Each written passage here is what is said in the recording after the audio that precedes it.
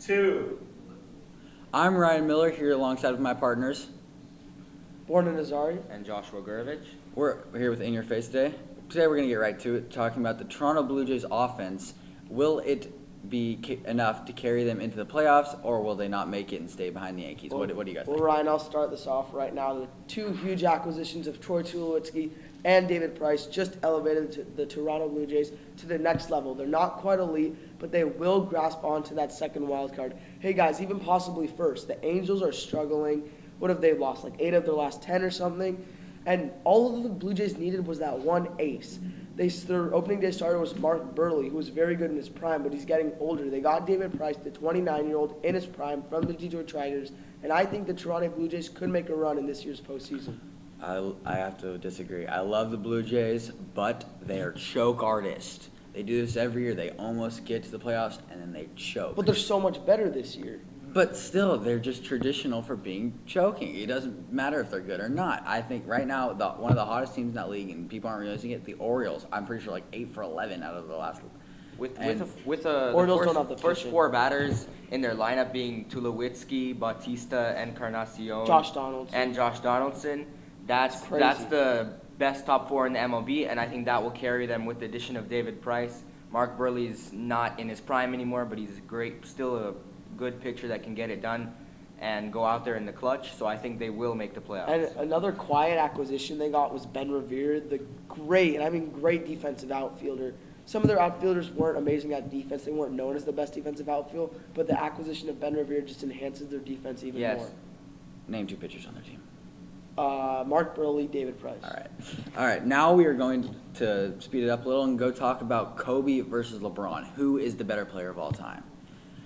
My personal opinion, it's Kobe. The legacy of Kobe is the championships, the Lakers' legacy, and I don't even like Kobe, to be honest, but I think he's better than LeBron. What do you guys think? So my take on this is it depends what you mean by the better player. Kobe, without a doubt, has the way better legacy, but LeBron is the better player, if you know what I mean. He gets the numbers. He carries his team. Think about the Cavs series. He had nobody on that team in the finals. And how did he take that Warriors team to 6 games? It was all LeBron. Still lost. Going on what you're saying, I agree with that the Cavs would have lost in 4 games if they didn't have any power with LeBron. If they had all their players, they would have easily won that series. But I think LeBron is better than Kobe, even though he has less titles. He's been to the same number of finals. He's done the same time. He's has a good legacy like Kobe, and if LeBron keeps up his stats, then he will have more rebounds, assists, and points than Kobe. Yeah, but LeBron's legacy is nowhere near Kobe's right now. But let's go to the next. Now we're going to go to the next topic. Who is the greatest soccer player of all time? All right, I'll start this one off. So obviously, probably the top 2 competitions are Pelé or Lionel Messi. Pelé from Brazil, Messi from Argentina. So here's the deal. Pelé is the way better international player. He has 3 World Cups with Brazil. Messi has none. But on the flip side, Pelé never played on an elite club team. He only played for Santos in Brazil, never won much individual achievements, unlike Lionel Messi, who's never won a World Cup, but he's won Champions League, Club World Cup leagues. He's so much better of a club player, so I just really can't compare them in that way. But if you look at their national teams respectively, Pelé had everybody on his national team, like and the national teams 40 years ago were not as good as they are now. Argentina has good players all around, but they can't seem to fold it in and mesh with all their players, and Tata Martino is not the right coach for them. And Barcelona has 2 Champions Leagues, and I think that's why Lionel Messi is the best player, because compared to who he has on his national team, compared to who Pelé had, there's no comparison with who Pelé had and Messi. My answer is a really simple answer. Pele is the GOAT. He's the greatest soccer player of all time. When you think of great soccer players, you think of Pele. You don't think of Messi. Right now, Messi's the best player in the league by far. Not even a question. I mean, Ronaldo's good, but in soccer. I'm sorry, usually when you're talking about sports, you just say the league. Yes, we have a caller. Lightning round. Who's going to win the Super Bowl? The Indianapolis Colts. I feel like Andrew Luck will finally take that next step into the right direction. Think about it, guys. Rookie year. He made it to the wild card game. Next year, divisional. Next year, AFC Championship. So people say then next year he'll lose to the Super Bowl, but I think he will get over the hump twice, and he will win the Super Bowl this year. Seattle Seahawks, with the acquisition of Jimmy Graham, I don't think they can be stopped. I just don't see any way that their offense can be stopped, and their defense, they've never stopped. They got no offensive line. I think it's between the Seahawks and the Cowboys. Whoever wins the NFC title game, I think the Cowboys are in No. prime position to win, and I think whoever wins that game will be the Super Bowl champion. All right, thank you. That's it for us here at SPC. Thank you very much.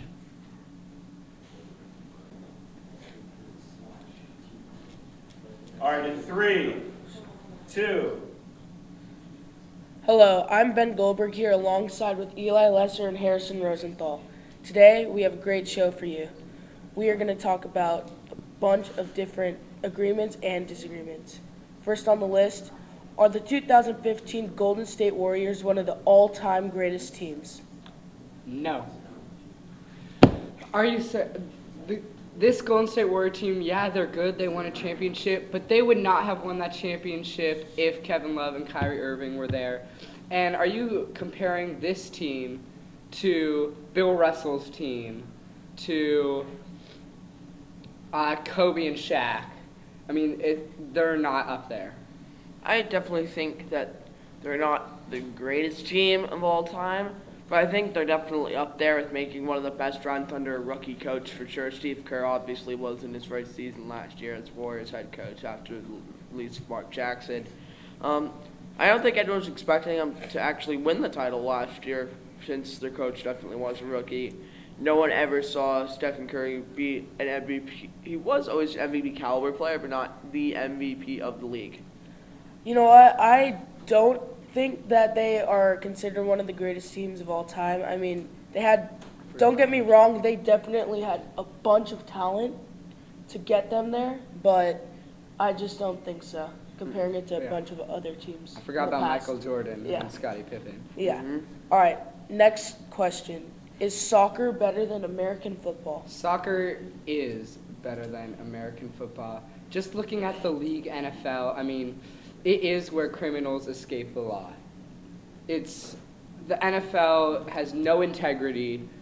The sport, I mean, everyone gets injured. Soccer is a world sport. It's the world's most popular sport. There's no comparison. Soccer is definitely better than American football. It's clearly stated in the name, American football. There was no country name in front of soccer. Soccer is played in almost every single country in the entire world, and the World Cup is one of the most watched sporting events in all of the world. Like, I think the World Cup championship this year between Germany and Argentina was one of the most watched soccer games of all time. So soccer's on the rise, definitely. American football, they're talking moving to London. It's not going to get ever popular in London because England's sport is soccer, and no one's going to take the EPL away from them. Cricket's going to be more popular than that. Oh, yeah. Well, coming from a guy who really doesn't like the sport of soccer that much, I'm going to have to say American football just because it's considered one of America's, most watched sport. I mean, even though it's, all contact sports, I mean, it's just so fun to watch. I mean, Fair. all right, next question. Should female tennis players be given the same prize money as the men at Wimbledon? Oh, yes. Yes, they should. I think that since the women are participating in the same contest as the men, just playing against their own gender, it doesn't mean that they should receive less money. I think they're still playing the same game of tennis that the men are. Just because someone is a man and not a woman doesn't mean they should make more money just because of the opposite gender. The women are exactly as good as the men. They should be paid the same amount. That's all I need to say. I actually think some women are better than the men at tennis. Mm-hmm. Like Serena Williams, she's better than a bunch of men playing tennis. All right, bonus topic, who's going to win the Super Bowl? Who will win the Super Bowl? Oh, I'm going to go with the Green Bay Packers. I think Aaron Rodgers is going to probably win the MVP again if it's not Andrew Luck. I think the fact that he has offensive weapons in Jordy Nelson, Randall Cobb, and then he has a great running back in Eddie Lacy, they're going to do great, and if Clay Matthews is to lead their defense. despite all of it, I think the Patriots are going to win again. Seattle Seahawks. There's the old saying, offense wins games, defense wins championships. Seattle has the best defense. They're going to win the championship. All right, thank you for watching. Alongside here with Eli Lesser and Harrison Rosenthal, I'm Ben Goldberg. I don't know how much you need. So you're my moderator? Okay. In 3, 2, Hi, my name is Tyler Williams. I'm here with Tanner Clark and Andrew Diaz, and we're here to talk about 3 topics in major sports. So today the first topic is, what is the NFL's best team this year going into the season? And my opinion is the Seahawks, because they still have one of the best secondaries in the league, and with new additions, Nate Boyer out of Texas and Tristan Wade out of Texas, San Antonio, the offense also having Jimmy Graham, I think that they're just gonna get to the Super Bowl like they did for the past 2 years, and yeah. Honestly, the team that I think is going to be the best team coming into this season is the Indianapolis Colts. They got people say Andrew Luck is going to slip it every year, but they got one of the good wide receivers in the league, Andre Johnson. They also got Frank Gore in there, and I think their defense is going to pick it up again, and I think they'll make it to the Super Bowl. I'm happy to agree with the Seahawks. They still have very great defense, and Richard Sherman and all those other guys. Picking up Jimmy Graham is huge. Re-signing Russell Wilson, keeping Marshawn Lynch. They're just unstoppable. I don't see how they can lose. Okay, and the next topic, NBA best active player in the league right now. And my opinion is LeBron James, because of just his dominance over the past, since he's been in the league. I mean, going into the league averaging 20 points as a rookie, and now putting up pretty much close to triple-double numbers averaging, which is pretty amazing for anybody. So, in my opinion, LeBron James, yeah. I would go with LeBron right now because he carried this Caps team, almost won a championship. He almost won it by himself, almost averaged a triple-double in the series. And most of these players that he took to the finals in Cleveland have any NBA Finals appearances, so that's why I think LeBron is the best player in the league right now. Stephen Curry, his ball handling, his shooting, his passing, and his defense, it's all just getting better. It's not getting worse. So everything is just going well for him, and LeBron, his stuff isn't going that well for him right now. So I'm just going to have to say Steph Curry. Okay, and the next topic, NCAA basketball, the best team going into the NCAA season. And in my opinion, I think it's Duke, because they still have the slasher Grayson Allen, and they have Emile Jefferson and Marshall Plumlee, who are 2 centers who have experience in the NCAA. And they were already a championship team, so I just think that's going to propel them to win another championship. I think it's probably going to be Kentucky. I think they'll probably make it to one of the top 4, and yeah. I have to agree with Kentucky, keeping all their best players, and had they not gotten unlucky with some bad calls against Wisconsin, so I think Kentucky will win this year. Well, I don't know if they didn't lose their best players, because most of their players went to the NBA. So, and their recruiting class was pretty good, but still, they lost some of their focal points in like Karl Anthony Towns and Willie Cauley-Stein and Andrew Harrison. bonus topic, who's going to win the World Series? Oh, I don't know. I have no idea. I think it's going to be I think it might be I have hope in the Yankees just because I have hope. I'm a Yankee fan, and the pitching has gotten a lot better. The injuries have been less improved. And A-Rod, Teixeira, they're just having an enormous year, and I think they'll make it to the World Series and win it. Oh, Say goodbye.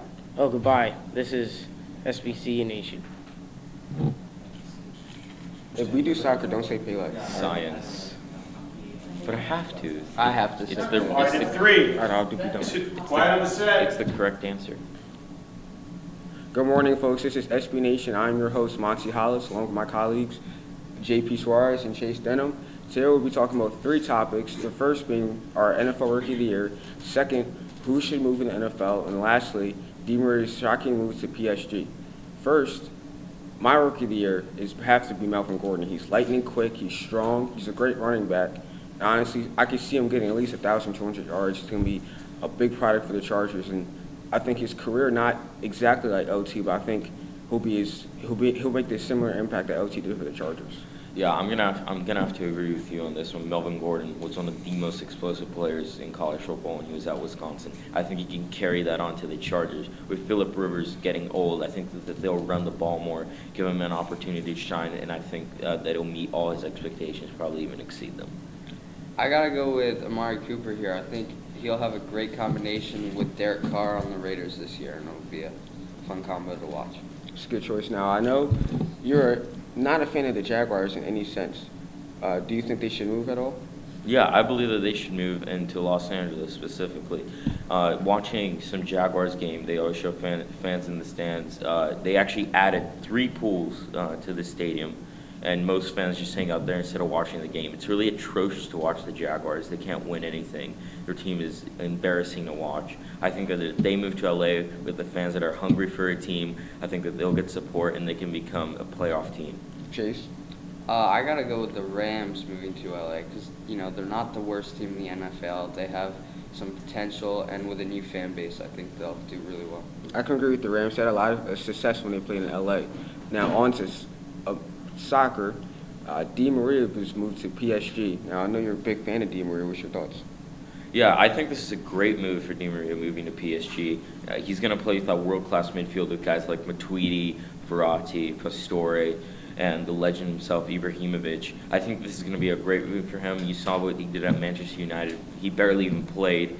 Now he's going to get to rejuvenate his career, go back to his Real Madrid days, and he can make PSG a Champions League threatening team. I have to agree. I think it's a really good move as well, especially adding, they have Thiago Silva and David Luiz. Adding Di Maria to that combination will be really fun to watch. All right. Bonus topic, who's going to win the World Series? Oh, for me, it's got to be the Dodgers. I think it's finally going to be their year. All that money that they've been spending is going to pay off. Clayton Kershaw is going to finally be a good playoff pitcher, and they already got Zach Greinke, in my opinion, will be the Cy Young winner. I think just with that pitching combination, it will take them to the World Series title. I personally have to go with the Royals. Even though they lost last year, I think they're just getting better and have a lot of talent, and they have experience, of course, being in the postseason last year. I think that experience and the grittiness of that team can help them in the playoffs. I gotta go with the St. Louis Cardinals. They have a great starting rotation and a fantastic closer in Trevor Rosenthal. And, they have hot bats right now. I got to go with the Cardinals. I can respect that. Now, thank you for watching, guys. This is SB Nation. I'm Monty Hollis. I'm JP Suarez. I'm Chase Denham. Thank you for watching. Have a good day. Yeah. All right. See you next time. 3.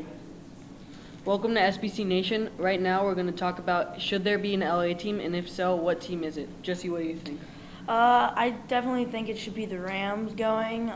St. Louis, in my opinion, is not really the, highest expectation. I would like the LA fans to have a football team. Like, LA is the highest sports team. Everyone's there, but we need a football team there, so I think the Rams would fit just right. Well, I mean, I think that the stadium that is going, I think there's going to be a stadium being built. There's going to be a stadium built in Carson, and I think it's either going to be the Raiders, Chargers, or there's also the possibility that they share the stadium, and it's actually a likely possibility, and I would love to see either of those teams or even both in LA. All right, now we're going to talk about, is the Deflategate a big deal or not a big deal? I don't think it's a big deal. I mean, even if they didn't have the footballs deflated, they still would have won the They still would have won it. So I don't think it's a big deal at all. I mean, I think it's a big deal, but not to the point where Tom Brady should be suspended 4 games. I think it's a big deal because Bill Belichick and the Patriots, they have cheated before in Spygate, which was completely blatant. This, like, there's no evidence that Tom Brady told the ball boy or whoever it was to take the PSI level in the balls under a certain point. And, I mean, I don't think Brady should be suspended 4 games. I think Brady's fine. But Yeah, I mean, if anything, get the refs in trouble. They felt the footballs every play when they're moving it down the line, and shouldn't be on Brady because who knows, maybe he deflated him, maybe he didn't. So you never know. And then our last topic is who do you think is the best player in the NBA, and will he lead his team to a championship this year? I think it's Stephen Curry. His ball handling skills and his shooting is outstanding. I don't think anybody else could do that in the NBA right now. Maybe LeBron James, but Stephen Curry just has the wow factor. okay, so objection, Your Honor.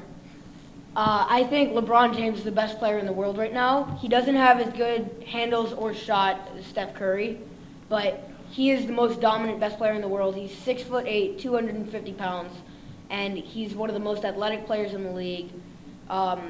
With a 41-inch vertical, he's really quick, and he can do everything. He's improving his offensive game. I think LeBron's the best player in the league, but I don't think he'll lead the Cavs to a championship.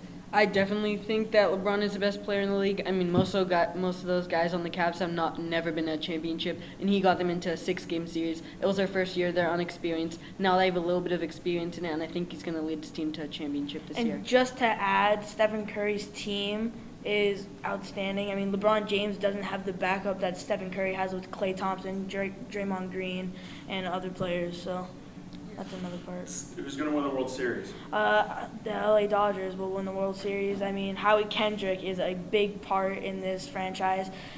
He's outstanding. I like Adrian Gonzalez and Jock Peterson. They're Kershaw, Greinke, everybody. They're just doing amazing. I also agree with I think the Dodgers are going to win. They've had a little bit of experience now, and I feel like this is their year. Gray, who do you think? I got the Yankees. I mean, I do not know too much about baseball, but from what I am a New York fan, so you could call me a homer for saying this, but I think the Yankees have the best shot they've had in a while. Well, thank you for watching, and this has been SB Nation. Good night. In 3. Hello, I'm Seamus Creder along with Colin Easley and Daniel West, and this is In Your Face. We have 3 big topics to debate about today. The first one is, should the MLB expand to Montreal or just move the Rays there? I'm going to say expand because it will solve 2 problems that Major League Baseball has, or that people say it has. Let's say they expand, that means you're going to have 31 teams, then they're going to obviously have to add another one. We don't know where they're going to put them. We're thinking kind of in the future here. So that means you don't have to do interleague every day, and you have 4 divisions, so you don't have to do the wild card. So that would have 2 problems solved that people are like, oh, we don't like that. So I would say just relocate them. The Rays haven't had the best success, but come on, you can't take the team away from the Rays. Are you crazy or something? The Rays has great success. I think they're one of the best expansion teams from the turn of the century. I might be biased because I'm from Tampa, but I think they have great success. They came in, they weren't so good the first 4 years, but then they built up, they got Joe Madden, and they turned into a great team, and I think they should. We see teams like the Montreal Expos and they have to move to Washington. So that's not always true. It's just I think the only reason the Rays are even talking about moving is because of fans, because that's in St. Petersburg. St. Petersburg is not in Tampa. In Tampa, they talked about building new stadiums, but if you're going to build an outdoor stadium, that's impossible to do in Tampa because it's like 96 degrees and humid most of the year. So if you're going to have a team there, it's going to have to be a dome. I really think the Rays need a new stadium, or they need to move to Montreal, because Montreal has a good fan base. They got screwed over by the ownership in the late 90s, and with the strike, they really got screwed over. So I really think we just need to move a team up there. And I like interleague personally, so I think I have no problem with interleague. Yeah, just people complain about it, and we are agreeing here. Yeah, Yeah. I'm saying that we should keep the Rays and expand to Montreal. Okay. And then pick Buffalo or something. I don't know So, where. second point is, should we expand the college football playoff? You? Well, I think that first we should, a couple years, we should try to 4 teams, then go to an 8-team playoffs. Because whatever you do in college football, I notice, or any sport for that matter, people are going to complain. In the BCS era, people complain that they're leaving out teams like Boise State and stuff. But I think that having 8 teams in the playoffs will a little bit ruin the whole thing that makes college football unique. That you only get like a one game, pass if you're, and that depends what conference you're in. But if you have 8 teams, you could have maybe 2 losses, and that would ruin the whole uniqueness about college football. Yeah, for me, the question isn't necessarily should we expand. It's how much do we want to dilute the best regular season in all of professional sports, or just all sports in general. It's not professional. Well, maybe it should be. But I think, yeah, just leave it at 4. Or just make it 16, take all the conference winners, and then add some wild cards into it, because you can't do it kind of halfway. Oh, well, Alabama's better than this team, but they didn't win their division, or they didn't win their conference. So either just go the whole way and make it like every other sport and just take the conference winners in, or leave it how it is and just keep the regular season as awesome as it is. I agree with some of your point, because I really do think we should go to 16. The FCS has that playoff, and it's pretty popular, surprisingly, because the FCS football is not the best ever played. Yeah, so but I really think 16 is the perfect number for college football, just because then there isn't so much controversy over, oh, this team didn't get in even though they had 1 loss, like Baylor and TCU from last year. yeah. New topic, who's going to win the World Series? I see an all-Missouri World Series, and I think it's going to be the Royals in 7 games. I know it's really specific, but I mean the Cardinals-Royals, that's going to be a good series. Those are the only 2 teams I trust. I do not trust the Nationals. As much as I hate to say this as both an Angels and a Dodgers fan, I do not trust either of the LA teams. The only certainty I see right now, the Royals are going to be good, and the Cardinals are going to be good, so I see them meeting in the World Series, and the Royals win it. I like the Blue Jays because I think they did really good at the trade deadline, and I think they have a really put together team in Toronto. They started off a little bumpy, but I think they're getting back. I think they'll take a wild card and upset some teams. I think it's going to be a rematch of the hacking scandal in St. Louis Cardinals versus the Houston Astros, and I think the Astros are going to come out victorious. I really like the Astros. They're a young team. They're developing every day. Carlos Correa, an amazing shortstop. He's just going to keep getting better. He's only 20 years old. And this has been In Your Face. I'm Seamus Kreider along with Colin Easley and Daniel West. Thank you. All right, good work, fellas. A lot of it. That's fine. I can be opinionated You can. sometimes. Can I do the countdown? Go ahead. Hello and welcome to In Your Face. I'm your host, Carl Mogline. Alongside me are to my left, Jake Liker, and to my right, Noah Taborda. Our first topic of discussion is the baseball season too long. Major League Baseball, 162 games. Is that a few games too many, Jake Liker? A few.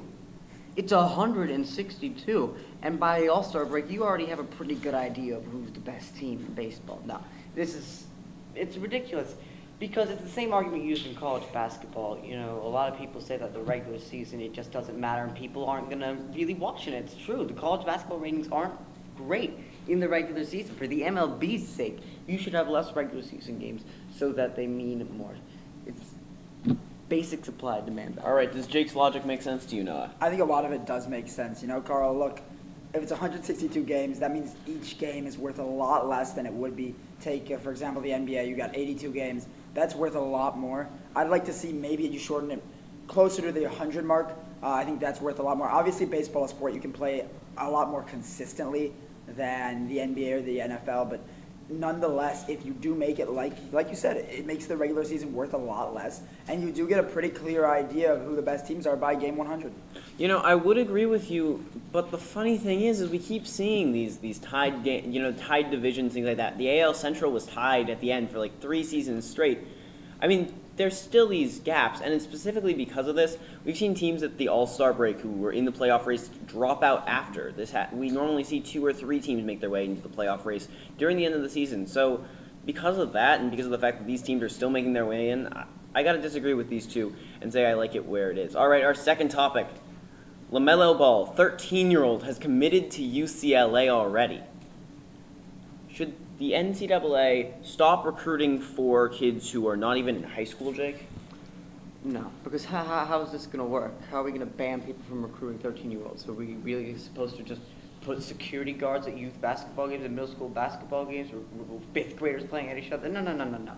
This isn't how it works. If the parents don't want you to do, if the parents want the colleges to stay away, they'll stay away, and that's fine. There's a lot of upside to this. It seems wrong, inherently wrong, that they're recruiting such young kids, but it motivates them to get better grades in high school. If you get an offer from someone like Stanford, you got to keep that GPA up. It's good for extra motivation, and if you have talent, you should be able to get those offers.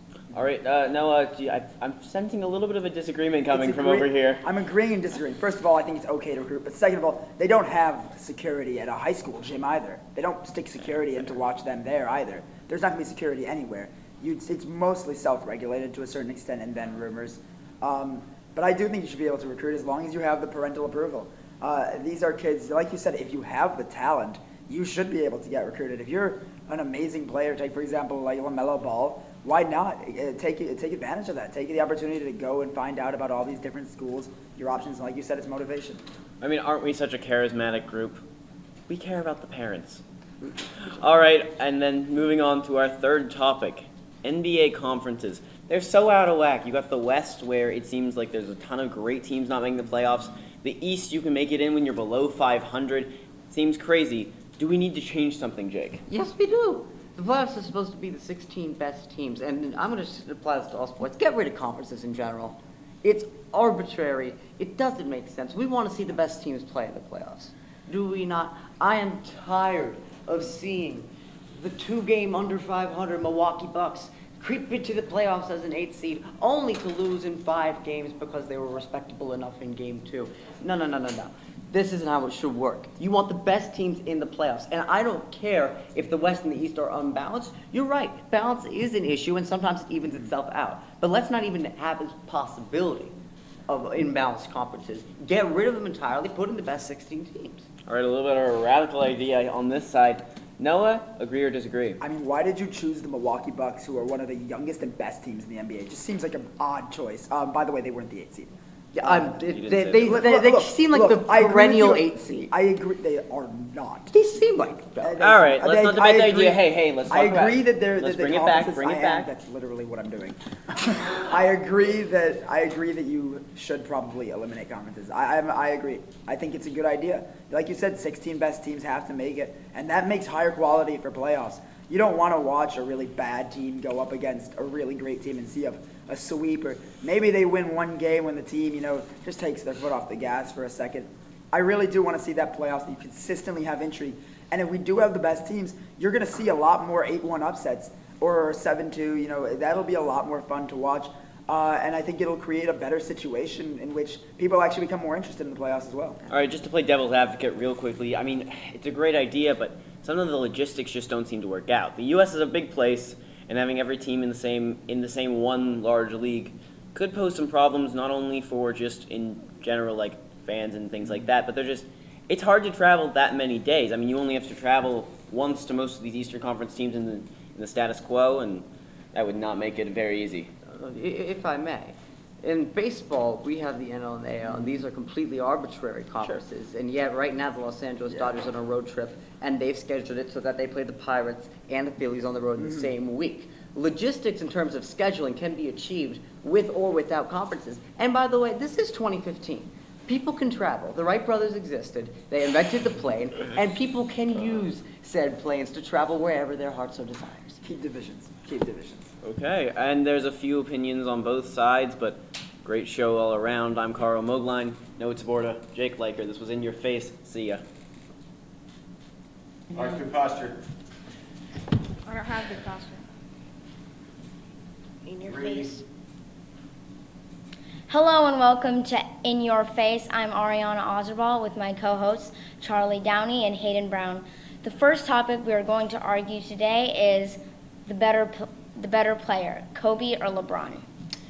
I have to go with Kobe for right now because Kobe's been better throughout his career. may have had some problems with other players, but he's won 5 championships. He's going to make the Hall of Fame. LeBron's on his way, but once he gets better and he shows through, I can tell that LeBron will be a better player, but right now I have to say Kobe. I think LeBron honestly is going to have the bigger destiny. He already has 2 championships, and he's not that old. I think Kobe just kind of got lucky with his teammates. He got Shaq, he had Paul Gasol, he had all these good players. And LeBron has to work by himself most of the time. What do you think? I think LeBron, and because of this, he comes to a team and instantly they are championship contenders. And like he said, Kobe got lucky with his teammates, but LeBron went to the Cavs and instantly everyone knew they were going to the championships. So for that reason, I have to say LeBron. On to our next topic. Who do you guys think the bounce back team is going to be in the NFL this year? I have to go with the Carolina Panthers because I personally am a Cam Newton fan, but they've been making the playoffs the last 2 years consistently with a winning record, over 500. So I'm going to say the Carolina Panthers because I think they're going to show through this year. I think the Oakland Raiders are going to have a bounce back year. They have a young team and a great quarterback and a good running back. What else do you need? No. Yeah, I'm with Charlie. I think the Panthers are going to have a bounce back year. They've been consistent the last 2 years, but I think this year they're going to really show us how much talent they have, and they're going to make a run. On to our third topic. Did the Angels make the most of the trade deadline? To you, Charlie. That's a hard decision because I think that they got 3 decent outfielders in David DeJesus, David Murphy, and Shane Victorino. I think that Shane Victorino is probably going to start.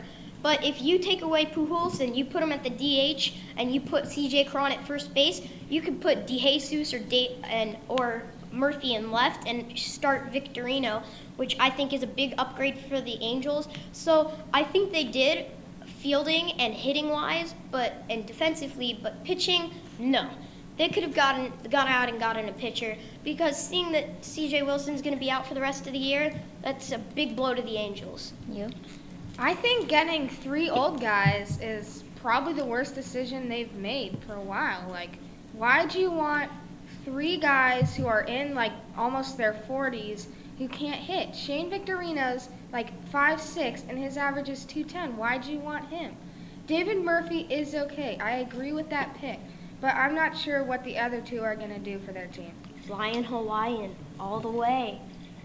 I think the Angels absolutely did not make the most of the trade deadline. They only have one bullpen pitcher whose ERA is under 3.0, and that's just not enough if they want to go into the playoffs. And they may not even get into the playoffs because the Astros are getting hot right now.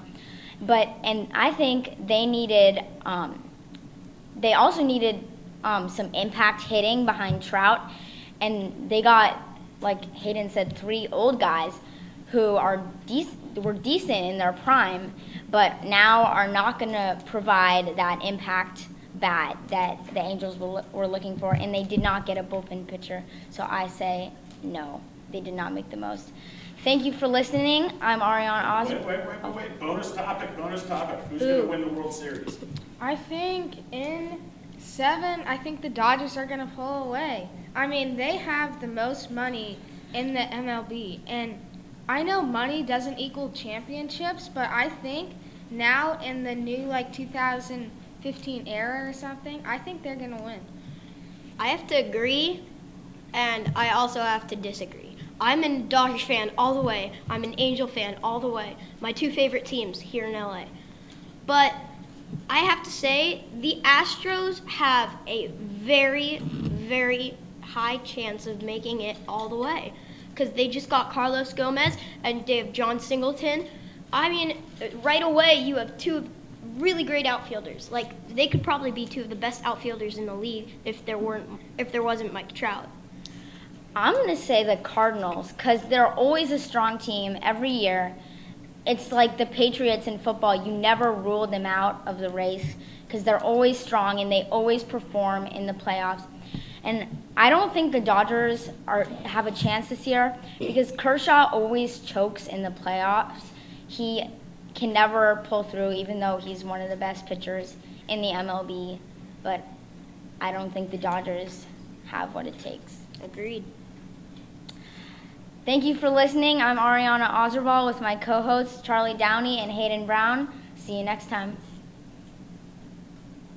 And I'm going to wave at you when you say goodbye. Okay, cool. Okay? 3. Hi everyone, welcome to In Your Face. I'm your host Paige Brunel here with Justin Borsis and Brittany Gelman. We're going to get started right away today with a burning topic right now. Will LeBron James's reputation be tarnished if he doesn't win a championship in Cleveland? Brittany, your thoughts? I'd say tarnish is a big word, but as a Cleveland fan, I think definitely it will not be the same. I think he will be absolutely legendary if he wins multiple championships for Cleveland. That's a way of repaying Cleveland for the way he left, the way he let them down. I think he will, even if he doesn't, he will still go down as one of the best with Kobe Bryant and Michael Jordan. And as it is now, he's breaking Michael Jordan's records. And I think that will continue on, and I think he'll, in the end, he'll be better than even Kobe Bryant. Justin? His reputation will not be ruined. I mean, isn't the sports world measured by how many championships you win? I think that's how people view athletes now. I mean, look at Michael Jordan. He's won 5. And then you have Kobe. He's won 5. And they are sort of in that mix together. But LeBron's only got 2. So he needs to get a few more in Cleveland if he's in that legendary status.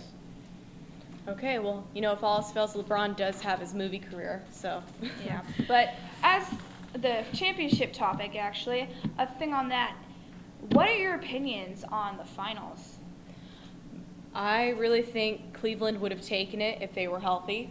Personally, their defense outweighed that of the Warriors in a huge way. I mean, the Warriors did have Steph Curry and Klay Thompson, but the Cleveland probably would have taken it if it weren't for their injuries. What about you, Justin? I'm going Golden State. A lot of basketball is on the bench because, you know, you don't want to tire your starters out, and they had probably the deepest bench in the league. And Iguodala probably, if it wasn't for their deep starting lineup, could have been a starting shooting guard for them or a small forward. So, you know, he came up big in that last finals, and he's a veteran who knows what he's doing. I would have picked Golden State to win the title. I completely disagree with you, Justin. I think it would have been Cleveland. I mean, if they had a completely healthy roster with Kyrie Irving, Kevin Love, and Anderson Varejao, who were 3 of their starters that they were without against Golden State, I think they would have won. I mean, as it was, it took Golden State 6 games to beat only LeBron James, not the entire Cleveland Cavaliers roster. You beat only LeBron James. So for that reason, I choose Cleveland. All right, well, let's move on to our next topic, Tom Brady. It almost speaks for itself right now, but Brittany, your thoughts on the whole deflation story? I think overrated, or? I think it's absolutely ridiculous. I think that the Colts had no way of winning that game. I mean, as it was like 45-7. You were not winning that game. I'm sorry. Yes, Andrew Luck, you're a great quarterback, but Tom Brady is that much better.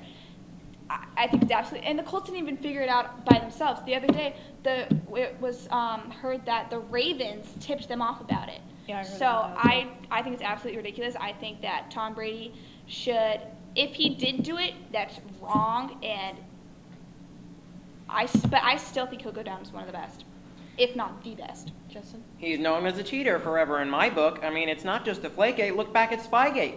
I mean, they were spying, tipping on plays. So it's a track record now. It's not just one thing.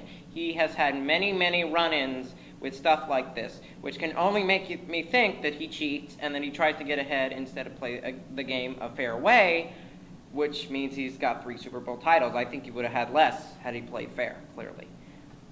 I think I'm going to have to go more with Brittany on this one. I mean, it was wrong that Tom Brady lied about doing that, but still, it's over. They won. You can't really do anything about it anymore. But leaving that one in the past, we're going to go down to hockey now. So do you think Dean Lombardi should have tried harder to keep Mr. Game 7, Justin Williams? Absolutely. I mean, he's Mr. Game 7 himself. Every time he's played in Game 7, he's 7-0.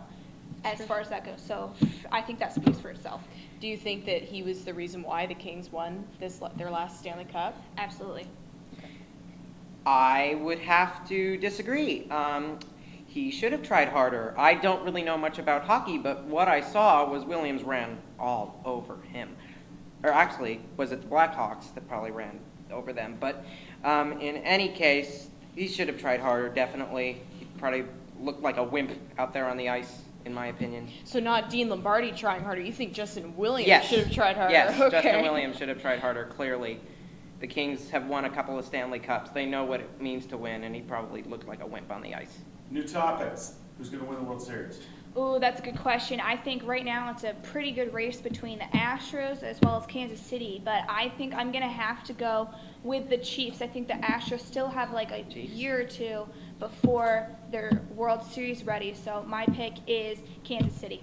Justin, you obviously have an opinion. So you mean the Royals, not the Chiefs. Sorry. The two that will be Kansas City. matched up will be the Royals and the Cardinals, and the Royals will come out on top because of their bullpen. Both have great pitching staffs, but I find lately that bullpen ends up winning a World Series because the pitching staff starters can get tired, and the lineup knows how to hit to contact instead of hit to power. So it definitely will end up being the Royals because of their bullpen and because they don't try and hit home runs. They try and make plays with their speed, their defense, and hit to contact. Well, I'm going to have to go with the Astros. I think they're getting hot at the right time, and you know what? That's what's really important in sports right now. It's not if there's so many teams, you see them have a great regular season, but what really matters is if you're getting hot at the right time, right before the playoffs and during the playoffs. So I'm going with the Astros. All right, this has been In Your Face. I'm Paige Burnell. This is Brittany Gelman and Justin Borses. Please watch us tomorrow. Why don't you say hello, introduce you both, and I'll go. This is the first topic. Okay. 3.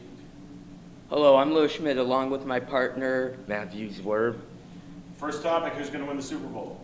The Super Bowl, I think the Seahawks, I think they're going to take my other team that I think is going to do well next season, the Ravens, and they're going to beat them up in the Super Bowl. It's a birdie fight. Well, definitely teams to watch out for: Seattle, New England. It's pretty tough. I mean, honestly, I wouldn't say Pittsburgh. Pittsburgh, I mean, they haven't won for a while, but I mean, they got Ben Roethlisberger, and if they could rebuild their team, sign some free agents, get some running game, some good receivers, they're a team to be reckoned with. They won their division. They can go far. Next topic, National League Cy Young. Whew. I think Zach Greinke. I think he's just too consistent. I think he's become, in more ways than not, the Clayton Kershaw for the Dodgers when Clayton Kershaw hasn't been himself. Well, and I would have to disagree. I'm gonna go with Max Scherzer. He had a no-hitter, should have been a perfect game. He's had a bunch of one-hitters. He's been one of the solid guys in the Nationals rotation. Really a guy who keeps them in the game constantly. New topic, AL MVP. Whew. I think for the AL, I think I know it depends a lot of who wins, but on a personal standpoint, I think maybe Albert Pujols, just because he's actually turned his game around and he's actually not just decent, but he's a great player again. And I think that's one of the reasons. Well, for me, I got 3 candidates that could definitely go. Baby Manny Machado from the Baltimore Orioles, arguably the best infield player in all of baseball. Albert Pujols and Mike Trout. Those two from the Angels have been really good all season long, although the Angels are on side recently, but that's baseball. No, it's individual effort. You can be on the worst team, but if you can hit a whole bunch of home runs, then arguably you're up for MVP. Baseball is the ultimate team sport. New topic, who's going to win the World Series? Well, being from LA, I think the Dodgers. I think they're tired of camping out in the NLDS or NLCS against the Cardinals. I think they're going to punch their ticket to the next level and win it. Well, for me, I definitely have to go with either the Cardinals or the Dodgers. I mean, both of those teams, the Cardinals, they have like close to 60 wins now. The Dodgers, they've been great. I would say Washington Nationals, they were supposed to be one of the best teams in baseball, but they are really doing bad, so I got to see it to believe it. If they can start winning games, I would change my opinion to the Nationals. Last topic, bounce back NFL team. Bounce back NFL team. You know what? I'm wondering if the Philadelphia Eagles can do it. I mean, Chip Kelly, he was a tremendous guy in Oregon. I know he can do something. Yes, he maybe have crazy ideas, but I mean, he was a really good coach at Oregon. He helped them become a dominant team in the Pac-12. So, I mean, I'm wondering if he can find a way to make it work. He probably is thinking of stuff in his head to try and make a system out of what his system was in Oregon. I mean, he's a fast-paced coach, so he's going to be looking for a lot of throwing and a lot of running and guys who can do it all. I agree. I think he would be a great coach, and I think what he brought to Oregon, like you said, could really help them. Well, that's all that we have today.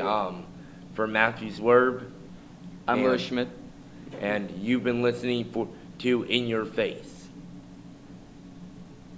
So, just Lens, other guys. You three. I'm Van Nolan, and this is In Your Face with my co-hosts Tyler Rawls and Owen Nolan. So, our first topic of debate is who's better, Kobe or LeBron? Start with you, Tyler. I think Kobe is better because, because you don't know what LeBron's going to do because he's still, in the prime of his career. You don't know if he'll get, injured later. But you've already seen Kobe, set records and just he's really been a great player throughout his career, and you've basically seen him just, do all that he's done. Yeah. Okay, Owen? I think when it's all said and done, I think LeBron will be the better player.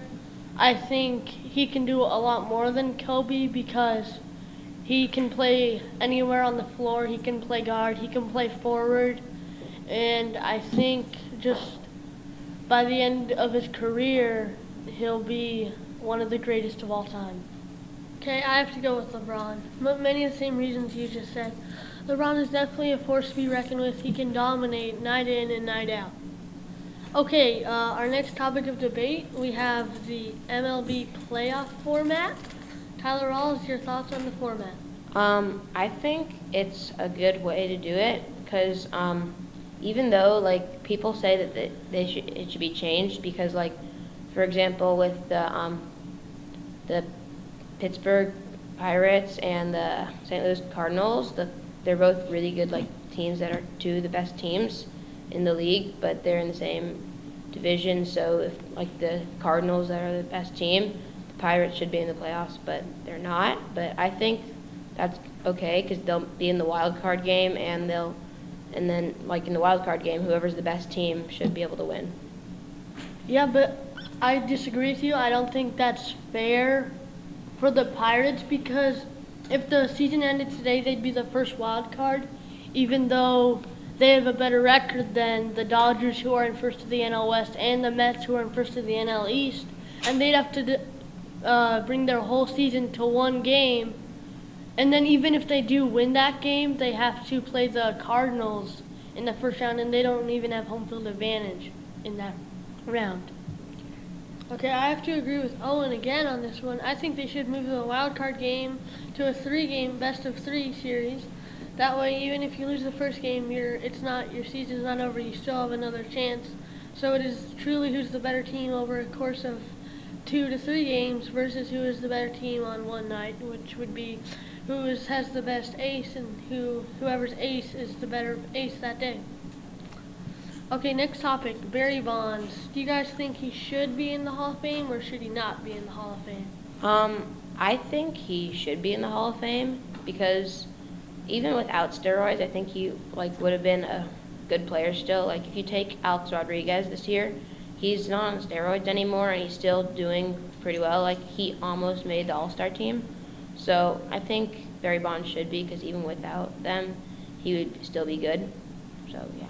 I have to disagree with you. I don't think they should let Barry Bonds in the Hall of Fame because he's a cheater, and if you let him in the Hall of Fame, the message that sends to the fans is that steroids don't matter and that players can use steroids and still get in the Hall of Fame. I don't think that's the right message to be sending to the fans of Major League Baseball.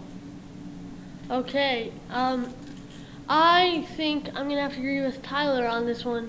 I think that even though he did use steroids, he wasn't using them for all of his career, and he still could have put up good numbers, good enough to be in the Hall of Fame. New topic, college football champion. I think that the playoffs will probably have Ohio State in them with TCU and Auburn, and like the fourth team will be one of those you just have to see one of those top 10 teams will be able to get in with like Baylor or USC or someone like that. But I think the champion will probably be Ohio State. They just they have too much power. They have 3 quarterbacks basically to choose from, and they could run a bunch of trick plays with Braxton Miller now being a wide receiver, and he could also play the quarterback position. He can run. They just have a lot of things that they can do. I think Alabama is going to win it. I think Nick Saban is too good a coach, especially the way the past 2 seasons have ended in the Sugar Bowl both times. I think he's going to come back really motivated, and he's such a good coach that he's not going to let his team fail again. They always have national championship expectations. I think this year they'll be back on top when it's all said and done. I am going to have to go with Ohio State, like Tyler said. They're too good of a team. They have a lot of good quarterbacks, and Braxton Miller is also going to move to wide receiver. That's just another threat for them that other team's defenses have to watch out for. I obviously think Alabama will make the playoff. I think it'll be between Alabama and Ohio State for the national championship. And then the other 2 playoff teams are TCU, I think, and I'm going to have to go with Oregon on this one. Oregon, their offense, I think they're just going to be able to run around. They have a new quarterback and hopefully looking to replace Marcus Mariota. Okay, that is all the time we have for today. I am Van Nolan with co-hosts Tyler Rawls and Owen Nolan. This has been In Your Face, a play-by-play sports camp.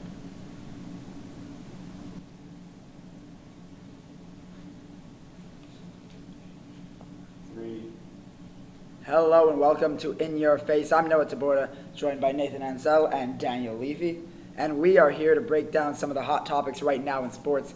And we're going to start with the NFL and who is going to win the Super Bowl. The season right around the corner. So the question everybody's asking, who's going to be playing in the all-important Super Bowl 50? Daniel, we'll start with you. I really don't want to say what I'm about to say, but I think the Seahawks are the most unbeatable team in football right now. I think their defense is still great. Their offense only got better now that Russell Wilson actually has an elite weapon to throw to. Marshawn Lynch is going to be fantastic as always. Wilson can only improve. He's got an even higher ceiling than where he's at now. So I just don't see any way that the Seahawks aren't the team to beat right now. Well, yeah, the Seahawks are a phenomenal team, of course. 2 straight Super Bowl appearances, 1 win, 1 loss. Nathan, do you see it similarly, or do you see another team that really could come up out of the fringe maybe? No, actually, I see the Packers winning it. I think they obviously made it all the way to the NFC Championship last year. They are one of the best drafting, recruiting in terms of free agents, and developing teams in the NFL. I think they obviously strengthened their defensive line. I think their corners are only going to get better. I think, obviously, you cannot beat their receiving game, which is something Seattle has lacked over the years. And I think, they're going to find holes in that defense. And I think the fact that they have Seattle at home this year, I think that all of that combined just contributes to that. All right, well, a potential matchup of You said one NFC finalist, you said the other. We'll see what happens. On to the next topic. All right, who's going to win the World Series? World Series is a tough one. I am going to go with Toronto. I think, obviously, normally hitting doesn't really carry the team, but I think Toronto has more than enough star power to be the exception. I mean, Donaldson.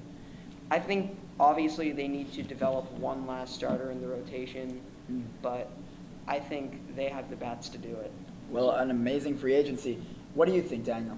Yeah, I mean, sure. Toronto's playing great baseball right now after the trade deadline, but when you get to the playoffs and you're playing against the best of the best, and you don't have a solid a solid rotation of starting pitchers, there's nothing that the Blue Jays are going to be able to do. They can score and score and score, but as long as their pitchers are giving up as many runs as they're scoring, they're not going to win. I think that's the bottom line. I think you got to go with a team that has a solid foundation all around, and I think the best team in baseball, pure and simple, is the Cardinals. I think that they are unstoppable. They've been first in the MLB power rankings on ESPN for weeks now, and I think that they are easily the team to beat. Oh, I'm going to stay in the same state as you, but I'm going to go on the opposite side. I'm going to go with the Kansas City Royals. Look, this is a team that brought in a couple of key players. Ben Zobrist, of course, from the Oakland A's, who's now bounced around to a couple of teams. They also brought in Johnny Cueto, who's one of the biggest names on the trade market. I think this is a team that clearly has a great rotation, and they barely gave up anything to get those players. Great moves, and this is going to get them over the hump as the team to make it out of the AL for the second straight year, and this time not really be a surprise, but really be a dominant force to be reckoned with. New topic, bounce back NFL team. I like the Kansas City Chiefs, actually. I think the division just got a lot easier with a lot of Chargers, leaving with a lot of injuries to the Broncos and Raiders. I think, obviously, they made the playoffs 2 years ago, and I think they can build on what they did there. I think Andy Reid is a mastermind on both sides of the ball, which is something you rarely see in head coaches these days. You see a lot of specialists promoted. I think with a lot of the weakened AFC this year, I think they could really shock some people. Then you're a Bears fan. Do you think they have any shot? No. I mean, I'm not going to sugarcoat that. The Bears are in a full rebuild.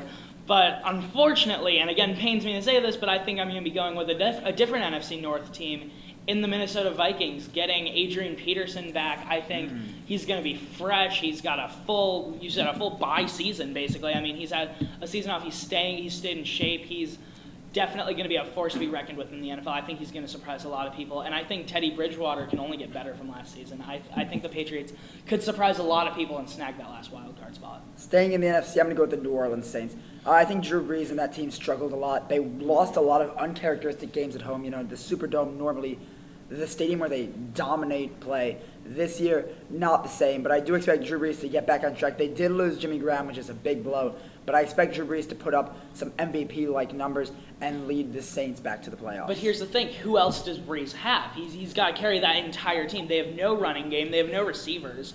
I disagree. I think Mark Ingram's a good running back, and look, he's not elite. Don't get me wrong, but I think he's a good running back. I think he's a top 10 because we do have that deficit. After you go past number 8, you seem to have a drop-off. And I do think that Brandon Cooks is developing wide receiver. I think Kenny Stills is in for a big year. I think it's going to be a struggle, and I think Brees is going to have to put up some of his better numbers. Yeah, he'll definitely have to carry that team if they're going to get anywhere close to the playoffs. All right. Thank you for tuning in. For Daniel Levy and Nathan Ansel, I'm Noah Taborda. This has been In Your Face.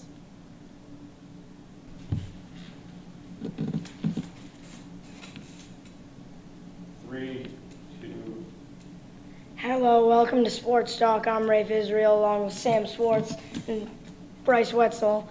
Today we're just going to discuss some of the big topics in MLB. First question. Who's going to win the World Series? Who's going to win the World Series? I'm going with Kansas City Royals. They have a great pitching staff with Ventura, and they also have Cueto. But they also have a great, before the All-Star game, they almost had, their whole team was almost in the All-Star game. And that's just ridiculous. I like the Blue Jays. Josh Donaldson, I think he's becoming one of the best third basemen in baseball. They added one of the best shortstops in baseball in Troy Tulowitzki. Their outfield is great with Encarnacion and Bautista. And David Price, I think he's the one guy that can win you one game. I have to disagree with both of you guys. I think St. Louis Cardinals, they're the obvious favorites. They're coming out of there now for sure. They have the best record by far. They're on fire. They've sort of just gone like no storylines. They're just doing it silently. They don't even need to improve. I mean, their whole roster is complete. They're the most complete team in baseball. New topic, bounce back NFL team. I like the Texans. Their offense doesn't. They just need to score enough. Their defense is great. They have J.J. Watt, Jadeveon Clowney, and Vince Wilfork that can be a force on the defensive line, and their offense just needs to score enough with Brian Hoyer. All right, mine could be a little bit crazy, but I'm going with the Oakland Raiders. I think they're at least gonna bounce back better than last year for sure. I think they're going up after getting Amari Cooper, and they also have Derek Carr, who's getting better. So that's what I think. I'd like to say the Buffalo Bills. Well, it's not technically a bounce back. I think they're going to become an elite team. They're going to make the jump this year. One of the best defensive lines, if not the best defensive line in football. Great defense all around. They just added LaShawn McCoy, which is a great move. The one thing that's iffy about them is quarterback situation, and that's what once they get that, they're golden. New topic, who's going to win the World Series? We did that. New topic, who's going to win the NBA title? It's hard to argue with whoever team LeBron James is on, but I think the Warriors will repeat. They have Steph Curry, Klay Thompson, guys that can shoot the ball. Their defense needs to improve, and they'll be fine. I'm going with the Cavaliers. They actually got 1 year of experience with David Blatt and LeBron James and Tristan Thompson. I think they're going to be a solid team this year. That's the team to watch out for. I have to disagree with both of you guys once again. San Antonio Spurs, amazing offseason. David West, LaMarcus Aldridge, re-signed Danny Green. I mean, they have the best coaching staff in the NBA, and they probably have the best roster in the NBA. I think there is no way that any team is taking them down. Aldridge is going to do amazing. Duncan, Parker, as long as they all stay healthy, and no one can beat them. The Clippers are going to take that. New topic, will the Dodgers implode? Will the Dodgers implode? Personally, I think they're not going to implode, but I don't think they're going to make the World Series. I don't think they're going to make the championships for the NL. I think they're just going to get worn out. Their batting is very inconsistent. If they want to show up, Jock Peterson and Yasiel Puig have to bat well. Right now they're both under 250, which is terrible. I don't think they're going to be able to deliver in the postseason. The bullpen can't get you all the way. I totally agree. They don't have any closing pitchers. They do, but they're not. They always lose the games. You need closing pitching to win the games in those close games and close situations. Kenley Jansen is a pretty Yeah, but decent. if you look at his stats in the past couple weeks, he's been blowing some of those easy win games. Mm-hmm. Who's going to start game one? Clayton Kershaw or Zach Greinke? Zach Greinke, you got to give it to him. But Clayton Kershaw is still the ace. So Clayton Kershaw, But how does that? That doesn't answer the question. Clayton Kershaw doesn't pitch in the postseason, but Zach Greinke has that tremendous ERA. So what do you do? Well, you go with Zach Greinke. That's not the question. Are they going to implode? I think so. I don't think they'll win the games that matter. Okay. I'm Rafe Israel, along with Sam Schwartz, Bryce Wetzel, and I'll see you next time.